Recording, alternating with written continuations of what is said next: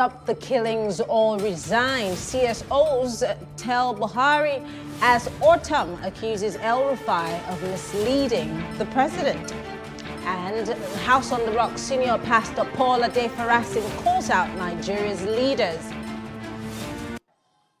Nigeria has problems that are more significant than she ever has, and very exacerbated by the fact that we were not the 60 or 70 million perhaps around the time of the first civil war. We're now allegedly, I don't believe those numbers personally, 200 million. I don't think that we've ever had a bona fide census in Nigeria. And that was also the complicity of the parents, the foreign parents of Nigeria. And many of these issues need to be dealt with unless the truth is unveiled concerning our foundational years, our amalgamation, our independence, our first constitutions. We will not get it right in Nigeria. Well, this is Plus Politics, and I am Mary Anna Cohn.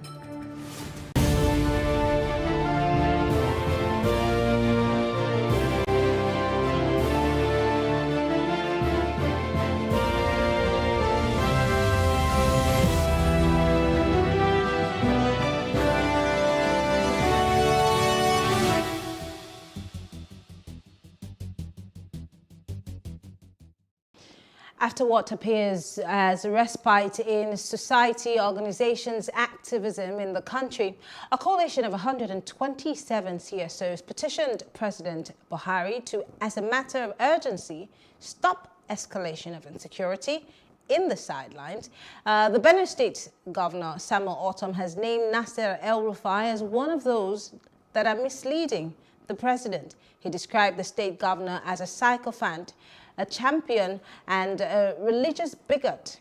Now, for anyone who does not share the ideologies that he does share. Well, joining us to have this conversation is good governance advocate Segun Sopitan and chairman civil society organizations River State and Nefa Judge Will. We'll also have joining us Barrister Victor Opatola. He is a legal practitioner. Thank you very much, gentlemen, for joining us. Thank you. I'm going to start with you. Enefa. Of course, you and Segun are part of these CSOs, even though you do not make up the 200, but 200 plus or 100 and something, are asking the president to step aside. And one would wonder where CSOs have been this whole time. One would wonder where CSOs have been while people were being killed in the Northeast, people were being killed in the Middle Belt, people were being killed in Kano, in Plateau, in Benue State. One would wonder where these CSO organizations have been while all that's been happening in Nigeria has been happening. They seem to be sleeping and slumbering, but all of a sudden they are awake. What's been happening to the voices of the civil society organizations in Nigeria? I think that it's not correct that we have been sleeping. Of course, maybe you may say that these solidified joint action carried out, or if you like, threat. Of course, I will be implemented because I issued recently. Maybe such a very strong voice, not in the hours on time, if you say so, correct. So that silence is entirely correct. Several strands of civil society companies are talking. I'm sorry, Nefa, just hold that thought. Just hold that thought. I think one of you has your television on. Please turn it off. It's conflicting with the sound here so that we can hear everybody loud and clear. Thank you. Yeah. Go ahead, Nefa. All right, Segun. All right, Nefa, we lost you. Let me go to Segun. Segun, can you help us answer that question, please? Yeah, Okay, so like Enefe was saying, I don't think it would be completely accurate to say that civil society organizations have been asleep. Obviously, with a country as big and as complicated as Nigeria is, with the number of problems that we have, whether you want to look at it from the good governance perspective, whether you want to look at it from the accountability perspective, infrastructure deficits, our problems are myriad. the decline in values.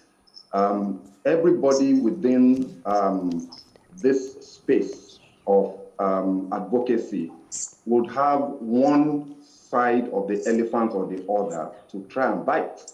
And I think that's what's been happening, right, in different ways. So you find people taking governments to court in lawsuits. You find people going to the National Assembly to do sit-outs in demanding for certain actions to be taken. But what I also believe is that in the course of history, there are watershed moments. And when those watershed moments happen, they trigger events that could become, a rolling ball that snowballs and gathers momentum. And I suspect that is what you might be seeing now. The reason is very simple. We can no longer be quiet. We can no longer do things as we have been doing them because the statistics are damning and the statistics are alarming. I don't necessarily subscribe to those that would say, oh, the country is going up in flames, there is crisis everywhere. But look, what we have now is abnormal. It's extraordinary. The number of killings that we have, at least the numbers are there, we can see it, both from the side of civilians, from the side of security agencies, the military, who are the forefront of the northeast and in some parts of the northwest, the police that are now under an unprecedented barrage of attacks, and all of that. We're seeing a phenomenon that is taking on a complexion that we've never seen before in our history. It looks to me like we're having a watershed moment where all of us in civil society are saying, look, we can no longer keep quiet. We've got to come together and force the hand of these guys in Abuja to do the right thing. So it's not that we've been quiet. Everybody has been doing, one thing or the other to address the various problems that we have. But it's a great thing that, at this moment, in our history, people have decided to come together because, you can't do it alone. The government is simply too big. So a coalition like this is absolutely fantastic. Let me go back to Enefa, and I once again want to say, whoever has their television on, please turn it off. We're getting feedback, and we do not want that, so that we can hear you. You can't be listening to your TV and being on that same TV at the same time. Let me come to you, Enefa. So the civil society organizations are asking Mr. President to step down, and they're also saying that they're going to boycott the Democracy Day activities. You're also speaking on these issues on the sidelines of the insecurity that we're facing and all of that. But boycotting Democracy Day and also asking for a protest of sorts, what difference do you think this will make? Because, I'm asking this because there have been so many protests lately that has not in any way, ruffled the feathers of the government. They have not in any way bulged. So what makes you think that if you boycott, Democracy Day activities, if there will be any, owing to COVID and all of that, what difference would it make? Well, I think that you are just your own one goal and alt at the same time. You want to accuse us of not being lively and you are becoming because some of us have the way of the other. Enefa, your network is very bad. Unfortunately, we can't really hear you. There seems to be a lot of distortions coming from your end. So I'm going to have to move to Barrister Victor right now. I'm sorry, Enefa, we have to let you go and then we'll try to get you back on. But Barrister Victor, let me come to you. Let's talk about the legal aspect of this. They're saying that they want the president to step down. They're asking for an impeachment. They're also asking for the National Assembly to go ahead with the process of impeachment. How easy is it to impeach a president? Walk us through it. It's not a walk in the park, impeaching a democratically elected president. It takes a lot of cumbersome processes. But the process is not the problem.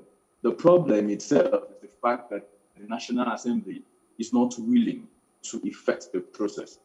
The process stipulates that 1/3 of the National Assembly can actually start the petition for the impeachment of the president.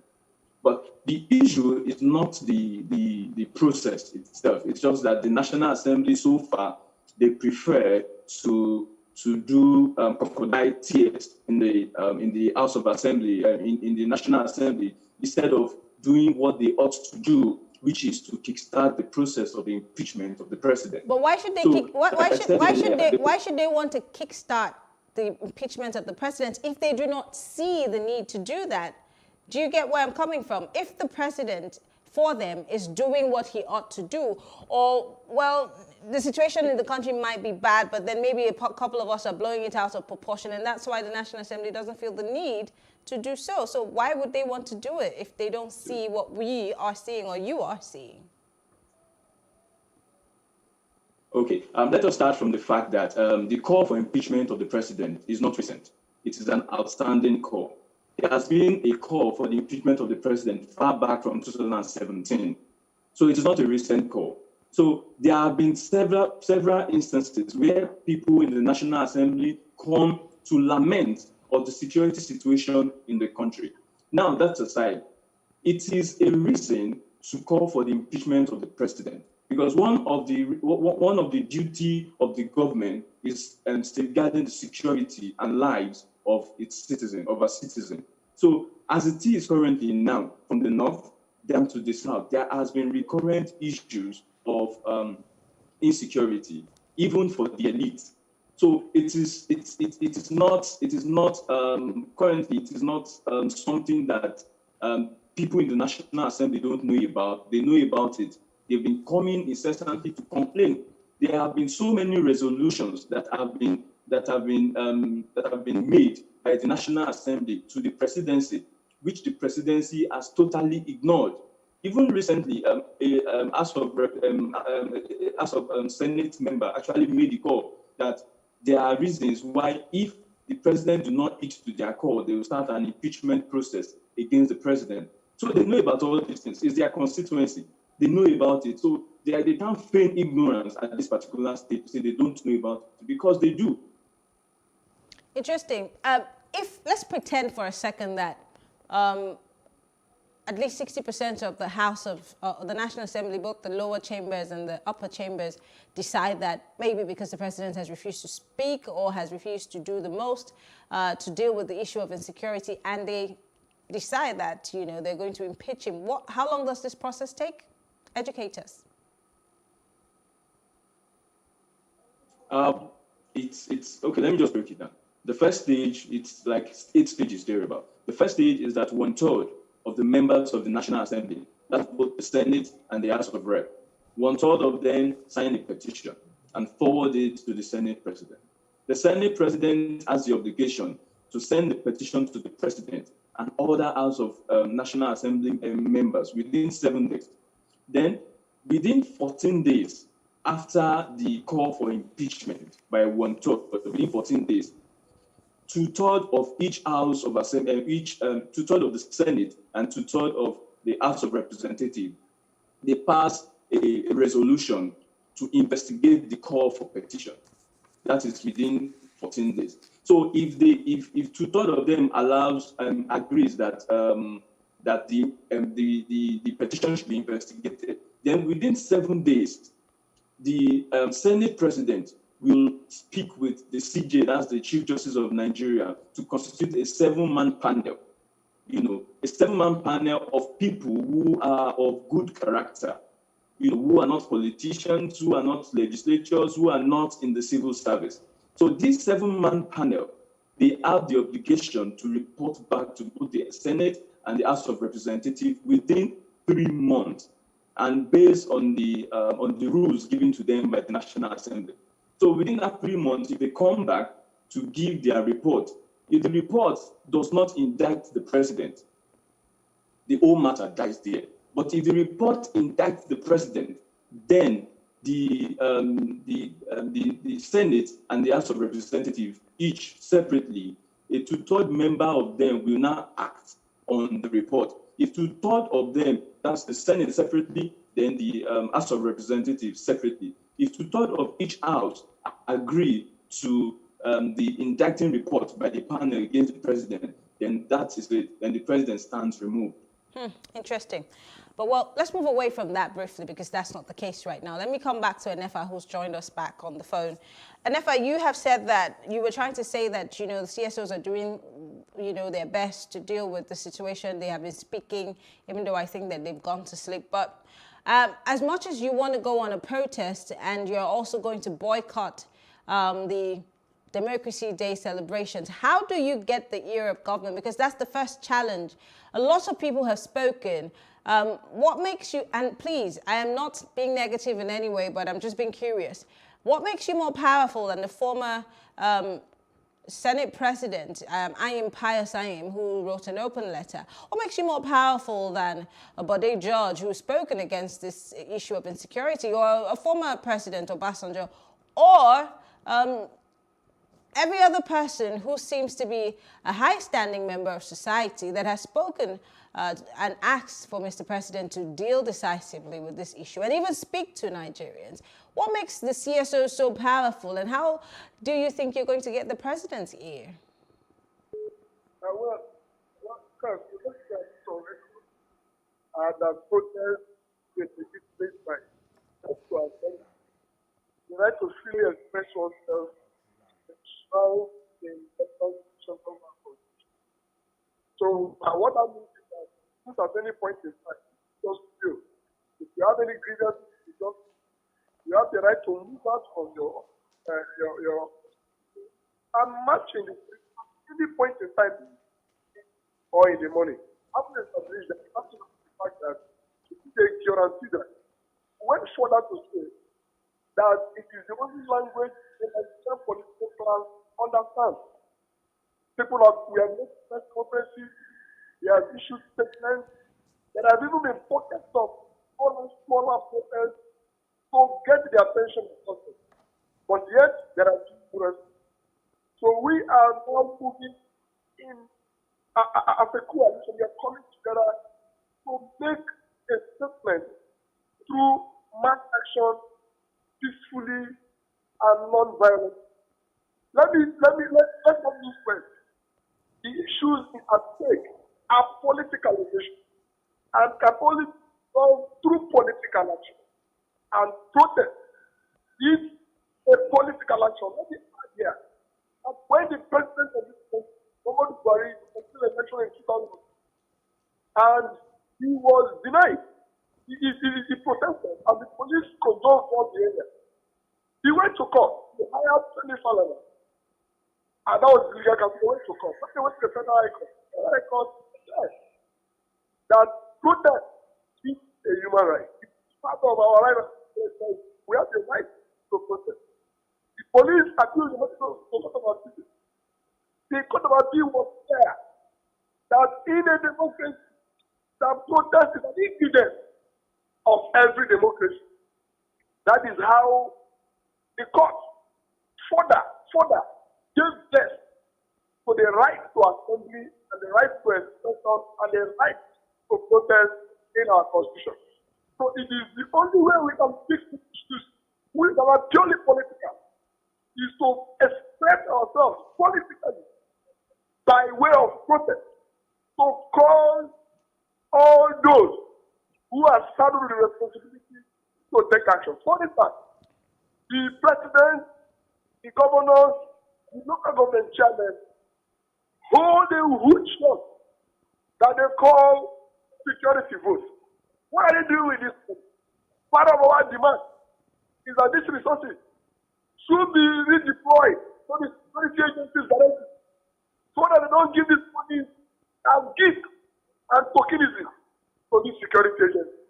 We are saying that all the resources that is due to the security agencies in terms of uniform, in terms of morale, in terms of promotion, in terms of better pay, should be made available. Okay. So that this person will be able to protect our society. We are saying that the political class, from the governors to the president, should withdraw all public security acts from VIP, from the senator, from House of Rep members, from Assembly members, from councillors or local government channels. We need to withdraw it and go to the security agency in the streets of Nigeria so they can protect everybody and not a very few people. They are saying that outside the president and his vice, the governor and his deputy, every other Nigerian, be who you are, if you are interested in security, should go and procure private security.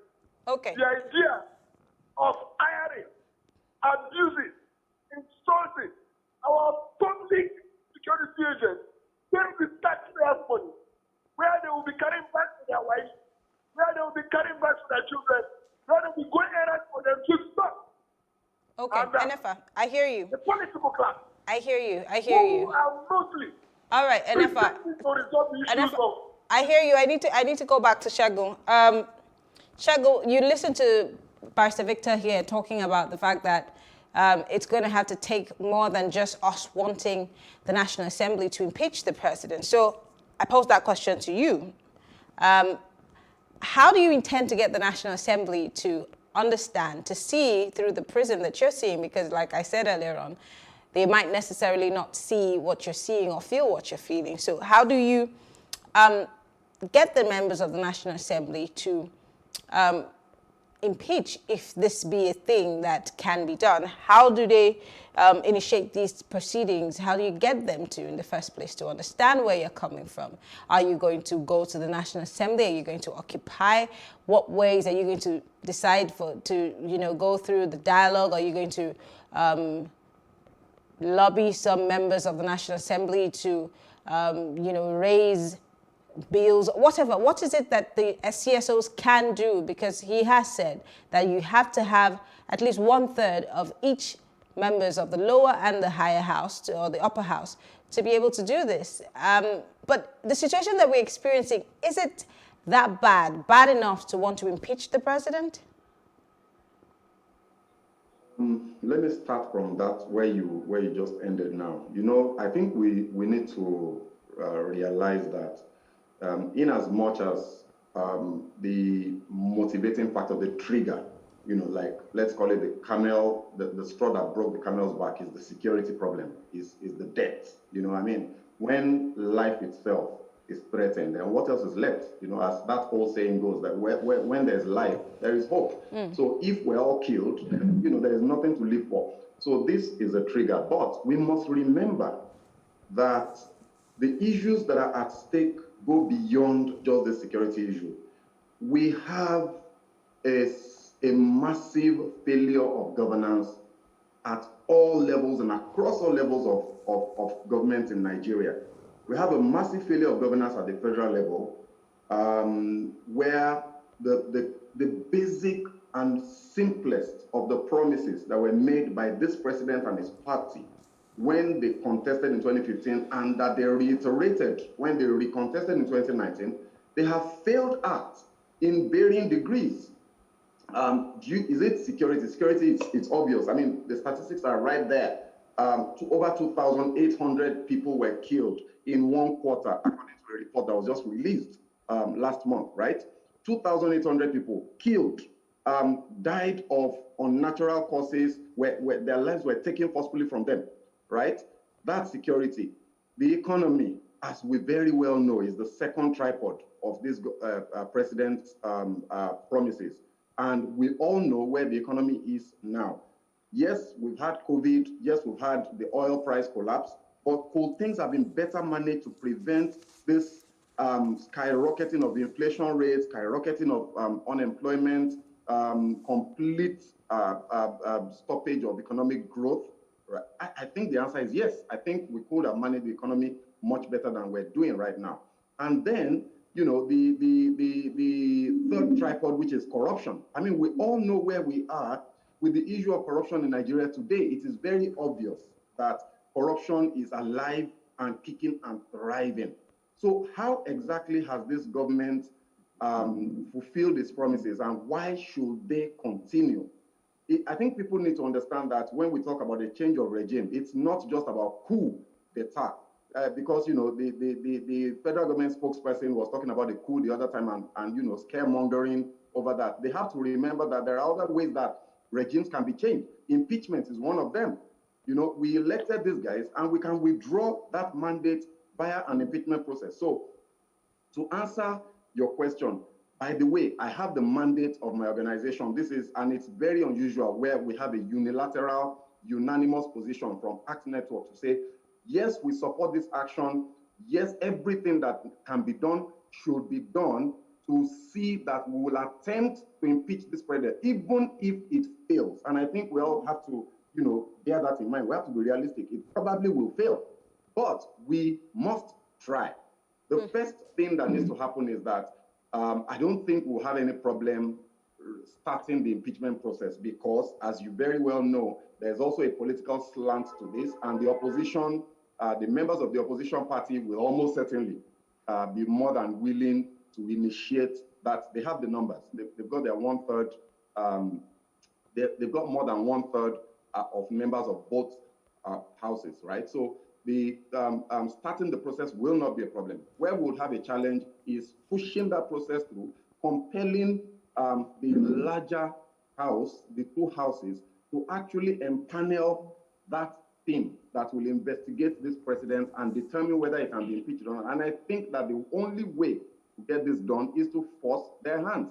Okay. Mass action and protest has always been very effective, a way of getting the attention of government people. And with this coalition, Marianne, trust me, the action that happened in 2011, 2012, with January 2012, I was a part of that action. It is this same group that is coming together now to say, we want something to change. And they had better be taken seriously because this will snowball. So I think what needs to happen now is there has to be massive mobilization, which is currently ongoing, so that at a determined date, we will have mass action, civil disobedience, and protest to force the hand of our politicians to get the attention of this president. You know, this disdainful, arrogant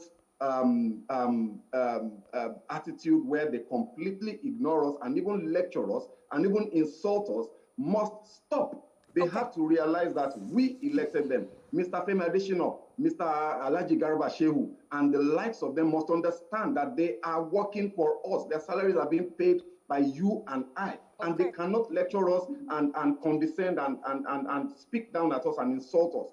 That has to stop. So the only way to do that is for us to show them that we do have the power by mobilizing ourselves and standing up to say no more.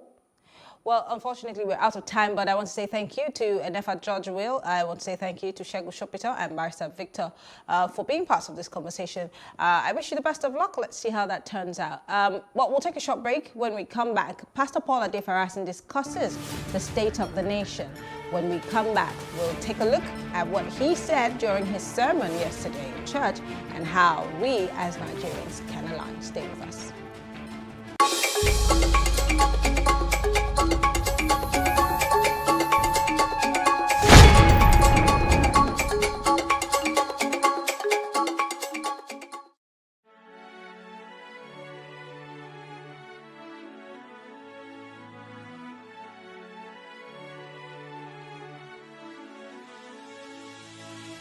It is engagement we need to have. Those who suffer miscarriages are never taken into account. Members of the National Assembly are also influence peddlers.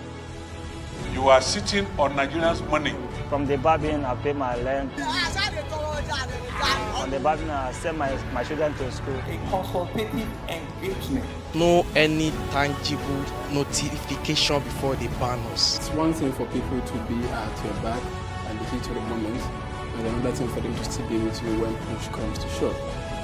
I will do everything to take Lagos out of the national grid.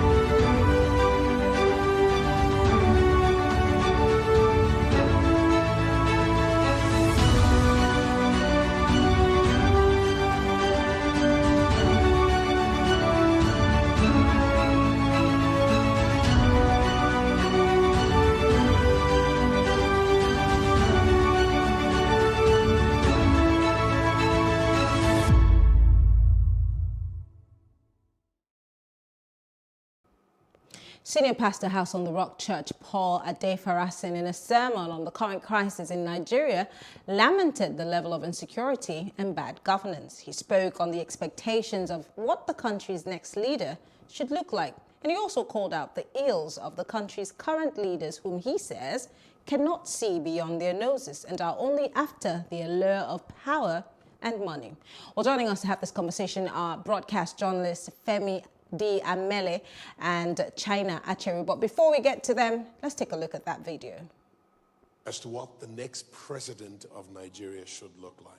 And the first thing is that we don't care what part of the country that person comes from. We care more about competence, capacity, vision, understanding how to lead a nation and build a country after so much debilitation.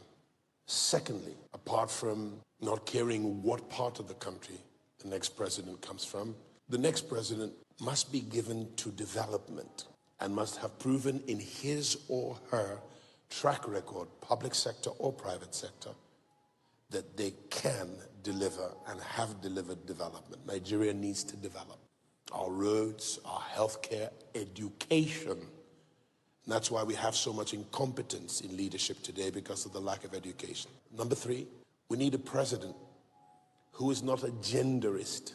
We also do not need a tribalist, sectionist, or ethnicist. That must not happen. And the constitutions must provide to exclude those sort of people from high executive office in all three tiers, all three arms of government. We also do not want a religionist. We also need somebody who has brilliance, is well educated, and hasn't left his or her education in the theoretic realm. We also need somebody who can amass around himself, across the reach of governance and government, particularly in his or her cabinet, people who are like him or her in competence, capacity, brilliance, and vision.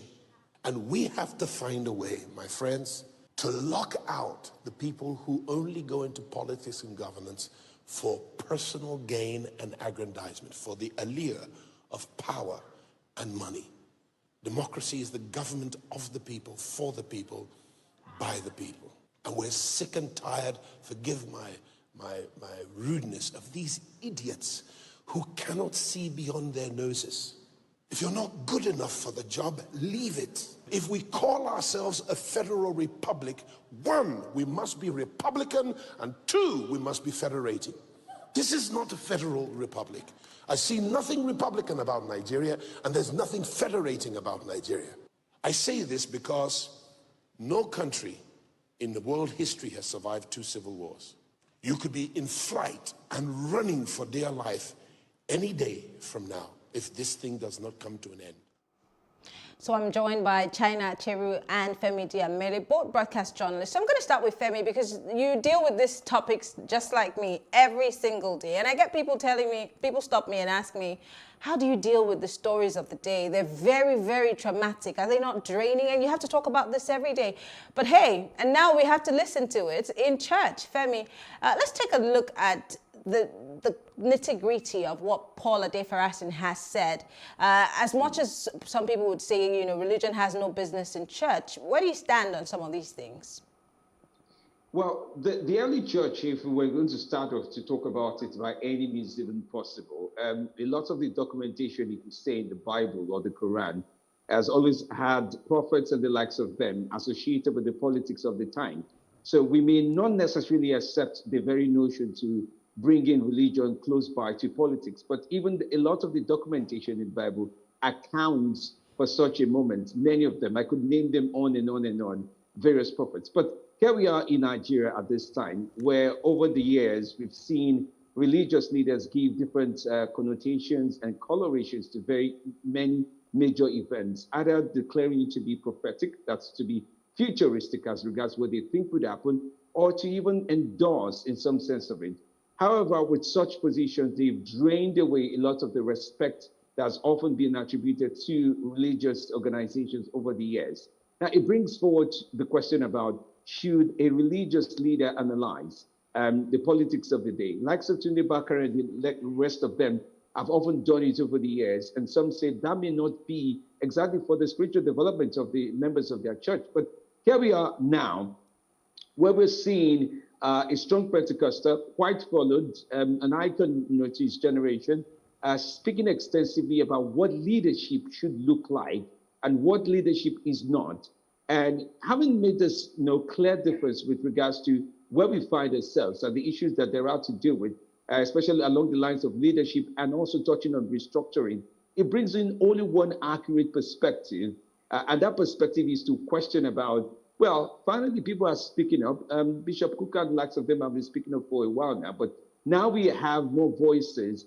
Will these voices matter? Will they matter differently from the same set of voices of a lot of Nigerians who are educated, complaining, describing the government of the day in many words that one would wonder about, to involvement of religious leaders, make